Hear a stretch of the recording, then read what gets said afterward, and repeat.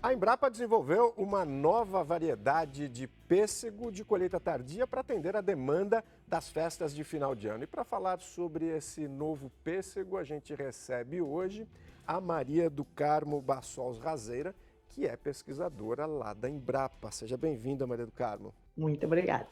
Lembrando que todas as sextas-feiras, a partir das 7h30 da noite, um novo episódio do JR Agro fica disponível nas plataformas digitais da Record e também tem em formato podcast. Maria do Carmo, primeiro me explica qual é o nome dessa variedade e o que ela tem de diferente, além, é claro, do tempo de colheita. Chamada, o nome fantasia de BRS Sarau, e o diferencial dela é que ela é doce, a fruta é de polpa branca, doce e solta do caroço, né? Então, que popularmente as pessoas costumam conhecer como molar, mas na realidade aqui é caroço solto, né? Essa imagem que está aí atrás de você é só ilustrativa ou já é essa nova Não, variedade? essa imagem já é a Sarau. Ah, é bonito, né? Bonito. Só que foi tirada o ano passado, né? Esse ano ela ainda não está madura. Por que BRS Sarau? Bom, na realidade, BRS, todo o material da Embrapa, de alguns anos para cá, sempre usa a sigla BRS, que caracteriza como sendo da Embrapa. Sarau, na realidade, é um nome aleatório, a gente precisava de um nome que fosse sonoro, fácil de memorizar. E como a última cultivar que se lançou foi Serenata, então Sarau vem mais ou menos nessa linha. Também porque Sarau era um evento meio artístico e poético, cultural, que se usava no passado, né? No final da tarde ou no início da noite. E como melhoramento, além de ciência, é uma arte, então acho que Sarau tem tudo a ver. E você que é a mãe aí da BRS? Junto com uma equipe, né? Nós temos uma equipe que trabalha junto, tem um outro melhorista, que é o Rodrigo Franzon, e temos também colegas de outras áreas que colaboram para ver a parte de sanidade, conservação pós-colheita, etc. Como é que surgiu a ideia de criar essa variedade? O programa de melhoramento na Embrapa está completando hoje, aliás, começou antes da Embrapa, porque esse ano completa 60 anos de existência. Então, o programa de melhoramento começou justamente para a gente tentar conseguir cultivares melhor adaptadas ao nosso clima, porque o clima da Europa, Estados Unidos, o inverno deles é muito mais rigoroso, né? Então, as cultivares de lá dificilmente se adaptam nas nossas condições, muito raro que se adapte alguma. E também para ter material de acordo com o gosto do nosso mercado. O mercado brasileiro, de um modo geral, gosta de fruta doce, né? Então, há anos atrás, em 75, foi lançada uma cultivar chamada Xiripá, que foi bastante produzida no Rio Grande do Sul. Só que, ultimamente, com essas mudanças climáticas, etc., em alguns locais ela apresenta problemas, e sérios problemas, com seca de ramos, uma série de coisas. E essa Sarau vem justamente nessa janela de produção, ela vai substituir o xiripá com vantagens, porque ela é muito mais produtiva e não tem esses problemas de secamento de ramos como tem o xiripá. Qual é o clima que precisa para cultivar o pêssego, o clima ideal? Um clima seco, como é da Califórnia ou do Chile, que então só precisa colocar água, ele não tem, como no nosso caso, que temos uma umidade relativa alta, não existe tanta incidência de doenças, principalmente doenças fúngicas, como em climas úmidos. Além disso, o pêssego, como toda fruta de clima temperado, tem aquele período de dormência, na qual ela perde a folha, e para superar esse período e ter uma brotação e floração uniforme, precisa de frio no inverno. E essas cultivares americanas, europeias, de um modo geral, precisam de uma quantidade de acúmulo de frio, de horas de frio, de 600, 700 ou até mais do que isso durante o inverno. E nas nossas condições, nós temos 200, 300, em algumas áreas nem isso. Então, acho que houve todo um processo, digamos, de tropicalização até da cultura, né? como é que foi essa coisa de colheita tardia? Vocês levaram em conta isso para ter mais? Qual é o objetivo Sim, disso? Chegar em que ponto da colheita? a ideia seria estender mais um pouco, porque hoje as cultivares mais plantadas para mercado in natura estão sendo, além daquelas cultivares do agronômico de Campinas, que são cultivares de maturação bem precoce, tem algumas de viçosa também bem precoces, mas depois, praticamente depois do BRS Fascínio, ou do que é chamado de PS tardio, depois desses aí não se tinha mais uma cultivar que fosse adaptada principalmente para a região sudeste. No sul ainda tinha algumas mais exigentes em frio que poderiam ser cultivadas, mas no sudeste não. Por outro lado, sabe-se que próximo das festas de fim de ano, Natal, Ano Novo, o mercado busca muito fruta, né? Até para enfeitar a mesa, para o consumo, para tudo, buscam bastante que tenha fruta. Então, o ideal seria ter a fruta fresca nas épocas de fim de ano. A colheita geralmente é feita em que mês a colheita do pêssego hoje? E a intenção é que se faça quando? Esse aí, ele começa, nas condições de Pelotas, ele começa a maturação entre 15 e 20 de dezembro. Em alguns locais, principalmente quem usa tratamento para quebra de dormência, faz algum tratamento químico, pode conseguir antes. Mas a vantagem seria melhor produzir realmente em dezembro. E hoje as outras As variedades outras geralmente. cultivares depende da região. Normalmente, por exemplo, na região sul, se colhe pêssego de outubro até início de janeiro. Se a gente pensar no sudeste, alguns já estão colhendo em setembro. Houve esse ano até quem colhesse no final de agosto. Essa variedade foi apresentada aos produtores no Congresso Brasileiro de Fruticultura em Pelotas. Qual foi a reação do público? O pessoal, de um modo geral, tem gostado. Quando é que sai a primeira safra? A gente vai colher agora em dezembro, né? Agora, quem for plantar, lógico, vai levar uns 2 anos até que realmente produza, 2, 3 anos, dependendo da região e do tipo de solo. Essa primeira safra, ela é considerada experimental? Não, nós já temos safra experimental, né? Já vem sendo testado. Para ter uma ideia, foi feito a hibridação, o cruzamento, em 2006. Quer dizer, em 2009, nós vimos a primeira safra dela. Depois aí se faz a seleção e o material selecionado vai ser enxertado e colocado na nossa coleção. Então, aí leva mais uns 3 anos.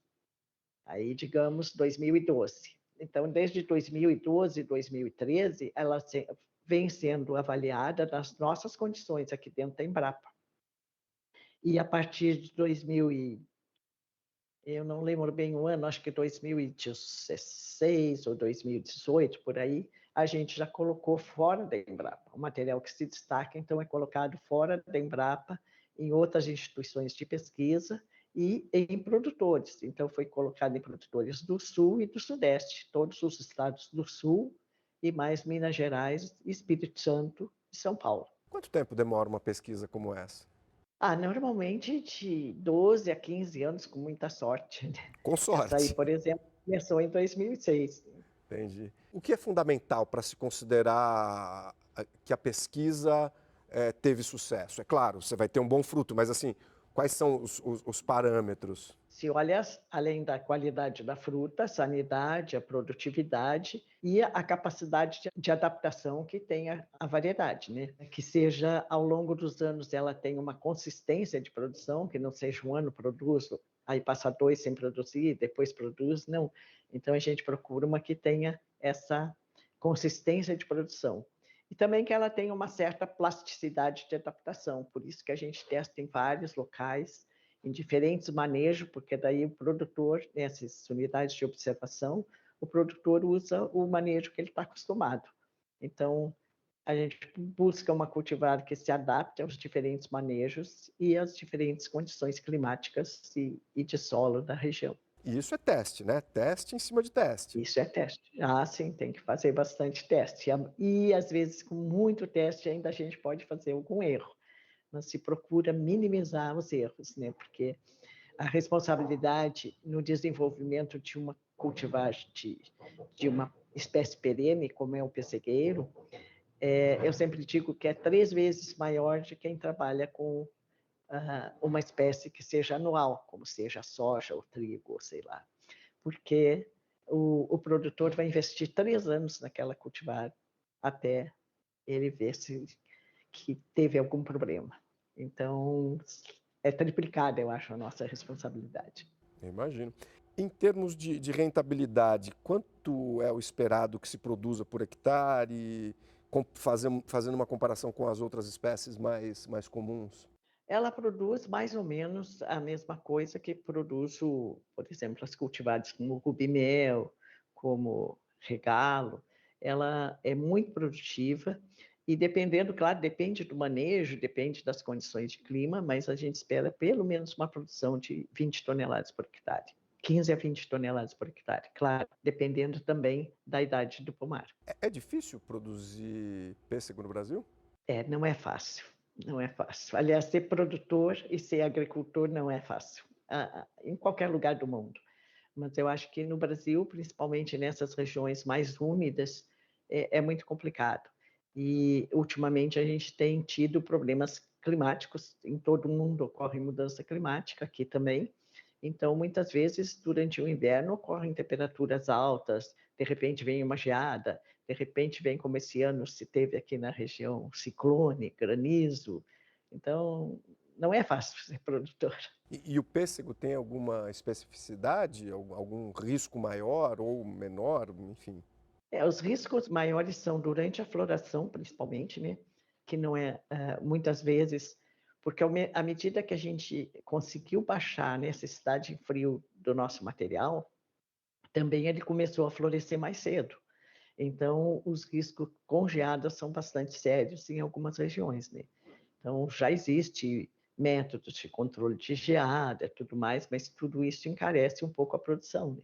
Então, acho que durante a floração é um problema, e durante a maturação da fruta também, principalmente perto da colheita, em regiões onde a precipitação ocorre nos meses de colheita, porque daí é mais um fator para propiciar um aparecimento de fungos, etc. Então, tudo isso é bastante complicado. E essa variedade, como é que ela é em relação à resistência a pragas e doenças? Ela se comportou muito bem em todos os locais que nós experimentamos.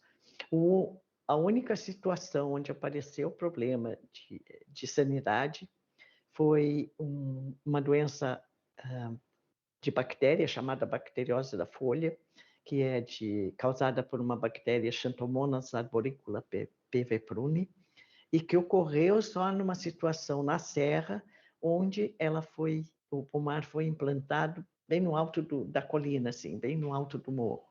Então, o que se recomenda é que ela seja plantada em regiões onde tenha a topografia proteja do vento, ou se tenha uma cortina vegetal, ou então se ponha algum tipo de quebra-vento, porque o vento é que facilita muito o transporte dessa bactéria e, inclusive, microferimentos na fruta por onde a bactéria pode entrar, na fruta, na folha.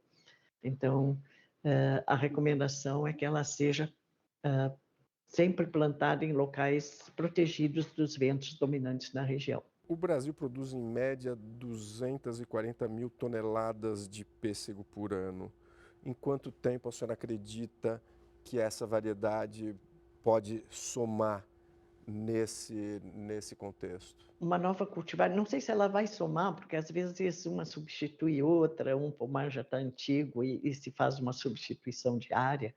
Então, mas normalmente uma nova cultivar, até chegar ao mercado em quantidade para ser conhecida pelo consumidor, ele leva pelo menos 5 anos, né? Porque a primeira produção significativa ocorre com 3 anos. Com 2 anos se colhe alguma coisa, mas com 3 anos é onde se considera que tem uma produção significativa. Então, até chegar ao mercado em grande quantidade, são pelo menos 5 anos. Além disso, normalmente alguns produtores, pelo menos, vão esperar ver como que foi aquela cultivar no vizinho, etc., para depois ele plantar também. Então, a gente acredita que para ter uma produção significativa em termos nacionais, seria 5 anos. O Brasil tem potencial para vender pêssego para fora do país? Nós já temos no Brasil produtores, aí no estado de São Paulo, por exemplo, que estão exportando pêssegos, já exportaram para a França, exportaram para o Canadá, e tiveram muito boa aceitação. A fruta teve muito boa aceitação lá. Só não estão exportando quantidade maior, porque o nosso mercado é bastante grande, né? E também, então, o mercado, grande parte da produção está sendo absorvida pelo mercado doméstico, pelo mercado nacional. Depois dessa fase dos viveiros, né, essa coisa, como é que funciona a pesquisa? A pesquisa está dada por encerrada, ela continua, como é que funciona? Voltando às etapas, nós fazemos um cruzamento, aí a gente obtém uma série de frutas e sementes que foram originadas daquele cruzamento que foi feito manualmente, emasculando a flor feminina e coletando pólen da que se quer usar como planta pai. Aí germinamos a semente, colocamos no campo e selecionamos os melhores indivíduos, aquele que a gente que mais ou menos está de acordo com os objetivos que se tem.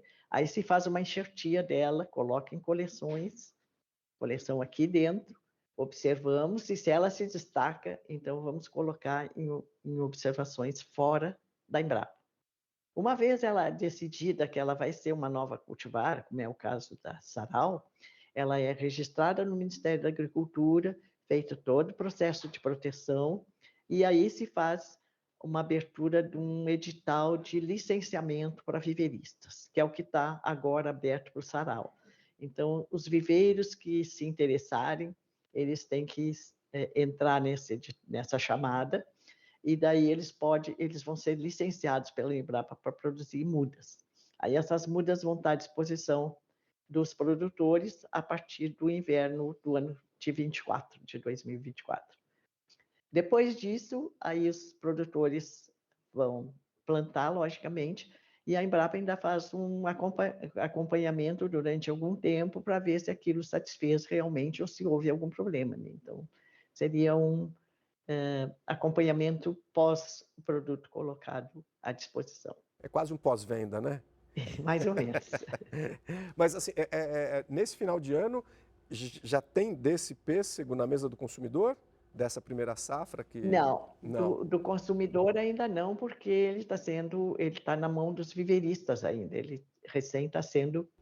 Novembro e dezembro é quando se faz a enxertia, que se costuma fazer a enxertia de gemativa, que é a que os viveiros da região sul e sudeste mais usam.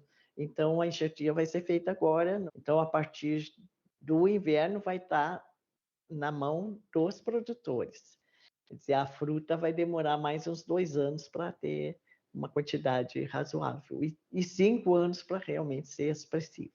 Agora, uma pergunta mais leiga, porque nem todo mundo que assiste ao programa é um produtor. Como é que o consumidor escolhe um bom pêssego? Quando ele vai à feira, quando ele vai ao mercado, me dá uma dica de quem é especialista. E como é que o consumidor vai saber, não, esse pêssego tá bom? Aí depende de cada pessoa, né? Mas normalmente a cor de fundo da fruta é que diz se ela está madura ou não. Então, a cor de fundo num pêssego de polpa branca, ela vai estar assim, uma coloração creme, mudando do verde para um cremezinho, digamos. E a do pêssego de polpa amarela vai estar passando daquele esverdeado para um amarelo. Então, esse é o ponto que a fruta realmente está pronta para ser consumida. Esse é o primeiro passo. E depois tem aquela característica que alguns preferem uma fruta que seja doce, de baixa acidez, e por isso normalmente os pêssegos de polpa branca são doces e com baixa acidez, e tem aqueles que preferem, como é o meu caso, uma fruta que tenha um pouco de acidez, né, contrabalançando aquele açúcar. Então, esses já vão mais para pêssego amarelo, embora existam cultivares de pêssego amarelo, como é o caso do Rubimel, que ele já é doce e com baixa acidez, né? Então, aos poucos a gente conhece, né, depois. Outra situação é que, normalmente, aqueles pêssegos de maturação muito precoce, eles não são tão doces como aqueles mais de meia estação ou tardios. Por quê? Porque em setembro a gente não, pelo menos na região sul, não se tem dias tão ensolarados. Quanto mais sol e calor a gente tem, a quantidade de açúcar é maior, né? Então, em dias que estão sempre nublados ou chuvosos, o teor de açúcar no final vai ser muito baixo. Quem é que vai gostar dessa nova variedade? Eu acho que, de um modo geral, esses nossos grandes mercados de São Paulo, Curitiba, etc., vão gostar. Acho que todos. Acho que vai ser geral. Acredito que vão gostar, sim. Maria do Carmo, eu agradeço muito a sua presença, mas o JR Agro de hoje está acabando. Muito obrigado, viu? Eu que agradeço pela oportunidade. Muito obrigada. Estamos à disposição sempre. O JR Agro é o seu espaço para saber das últimas notícias sobre o agronegócio. Todas as sextas-feiras, a partir das 7h30 tem um novo episódio disponível nas plataformas digitais da Record e também em formato podcast. Até a próxima.